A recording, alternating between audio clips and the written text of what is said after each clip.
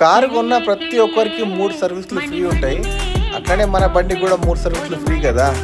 అంటే oil charge చేస్తారు కానీ లేబర్ ఛార్జ్ జిఎస్టీ అదేం తక్కువ ఉంటుంది. అందుకోసమే మన బండి 20,000 కిలోమీటర్ అయింది కాబట్టి ఈరోజు సర్వీస్ మనం పోయినా. మన బెంగళూరు సిటీ ఎక్దమ్ ఫాస్ట్ సిటీ కదా.